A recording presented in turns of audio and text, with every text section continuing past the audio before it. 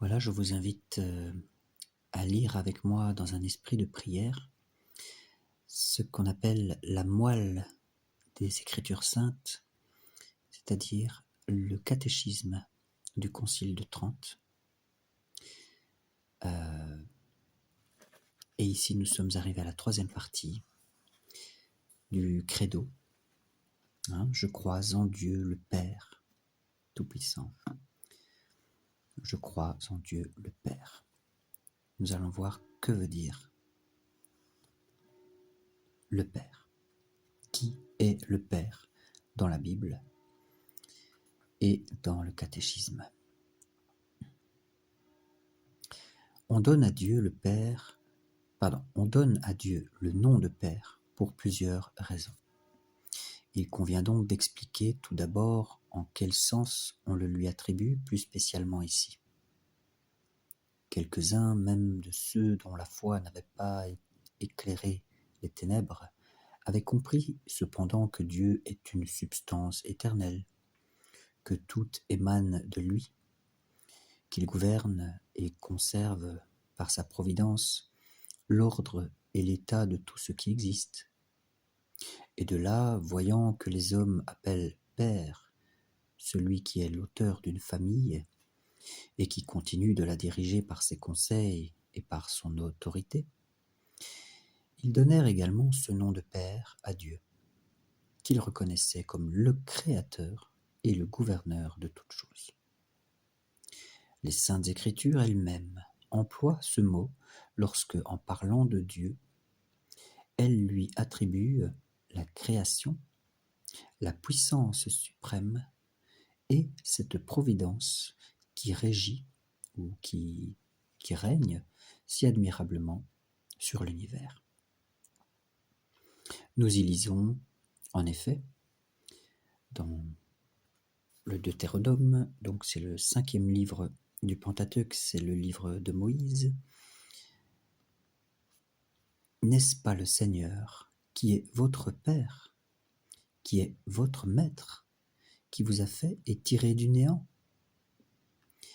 Et aussi, nous voyons dans le prophète Malachie, n'est-ce pas Dieu seul qui nous a créés? Mais c'est dans les livres du Nouveau Testament qu'il est appelé bien plus souvent et d'une manière bien plus spéciale le Père des chrétiens.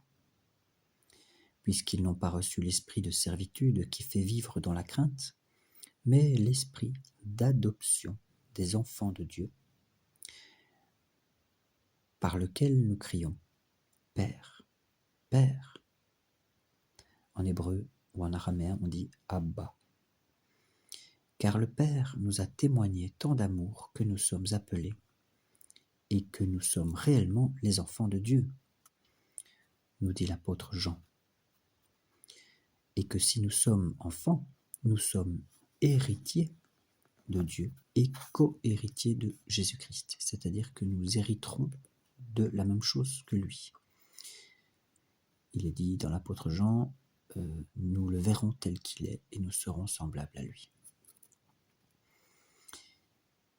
Qui est le premier-né de plusieurs frères et qui ne rougit pas de nous appeler ses frères.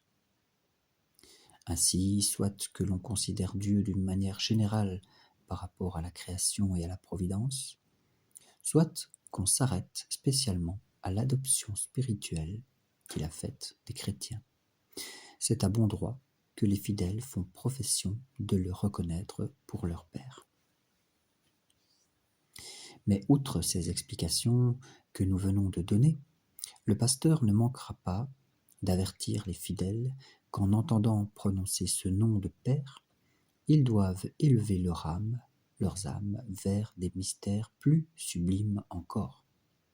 En effet, tout ce qu'il y a de plus caché et de plus impénétrable dans cette lumière inaccessible que Dieu habite, ce que la raison et l'intelligence humaine ne pouvaient ni atteindre, ni même soupçonner, eh bien, les oracles divins commencent à nous le faire entrevoir par ce nom de Père.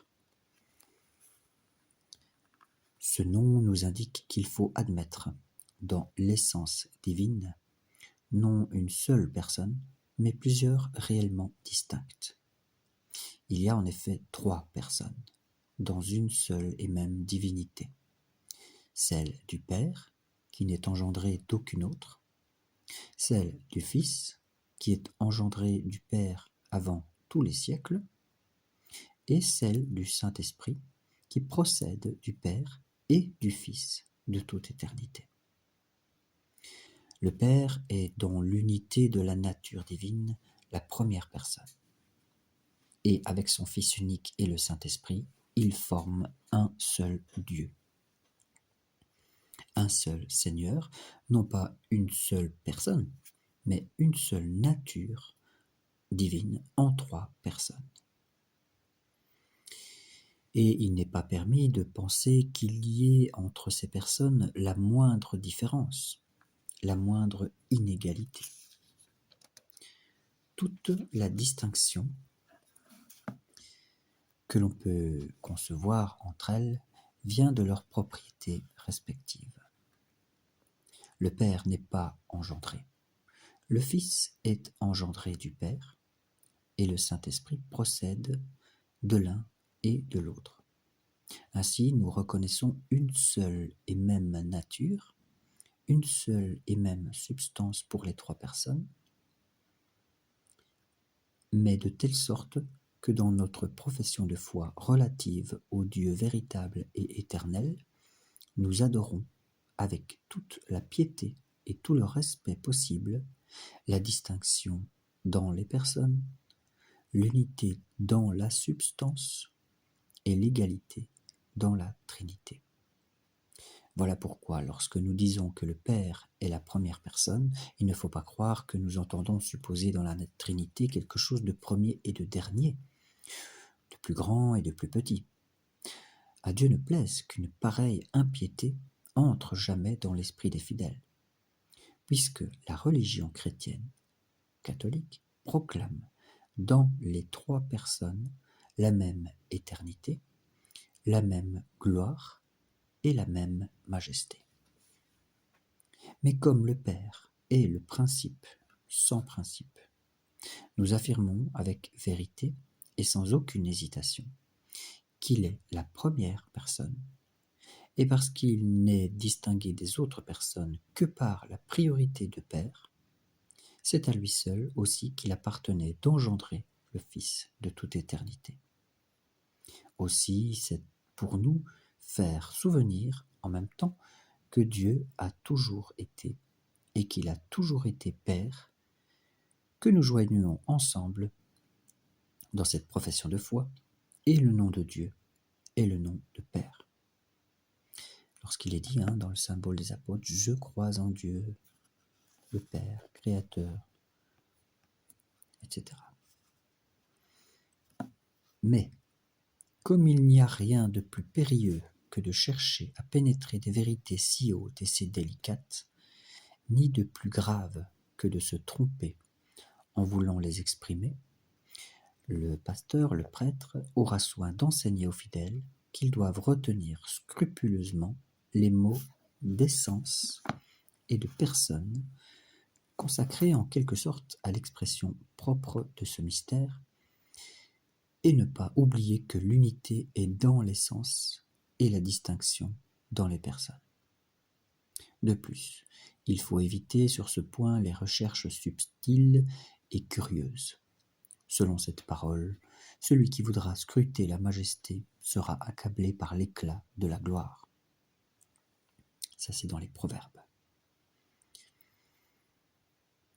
Il doit nous suffire de savoir d'une manière certaine par la foi que Dieu lui-même nous a enseigné cette vérité. Car ne pas croire à ces oracles serait une insigne folie et un malheur extrême. Allez, dit notre Seigneur Jésus-Christ à ses apôtres, enseignez toutes les nations, baptisez-les au nom du Père et du Fils et du Saint-Esprit. Et l'apôtre Saint Jean nous dit également, il y en a 3 qui rendent témoignage dans le ciel, le Père, le Verbe, donc le Verbe de Dieu, Jésus, et l'Esprit. et ces trois ne font qu'un.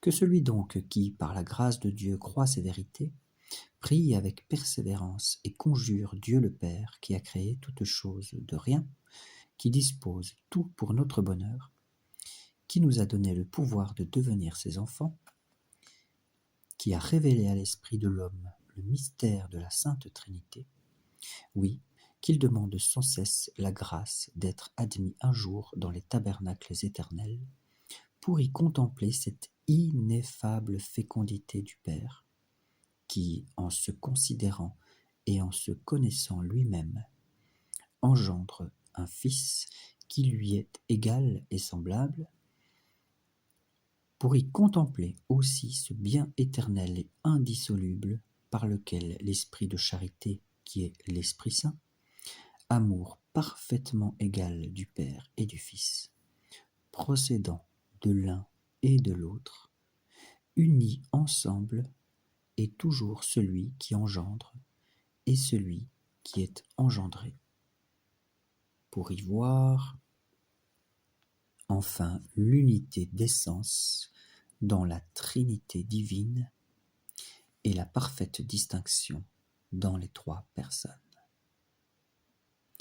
Alors je termine là pour cette fois-ci. Tous ces termes, toutes ces définitions semblent bien théoriques, mais cette définition est très importante, car il y a tellement eu d'hérésies quant à savoir qui est vraiment le Père et le Fils et le Saint-Esprit. Vous savez que les orthodoxes se sont séparés de l'Église catholique parce qu'ils ne croyaient pas que le Saint-Esprit venait et du Père et du Fils. Et les protestants se sont séparés, entre guillemets. Déjà, il y avait une hérésie flagrante qui est celle des témoins de Jéhovah, mais l'hérésie de Arius, dans les premiers siècles, je crois que c'est vers le IVe siècle, qui disait que Jésus n'était pas Dieu, mais qu'il était un petit Dieu, et qu'il était même un ange, etc. Enfin bref, qui n'était pas pleinement égal à Dieu le Père et au Saint-Esprit. Donc il est important de redéfinir clairement les choses, car c'est pour ça que le credo, le symbole des apôtres, existe. Voilà. Donc je vous invite à réécouter ces choses et les méditer, et prier le Seigneur qu'il vous révèle la vraie foi, celle que j'ai découverte.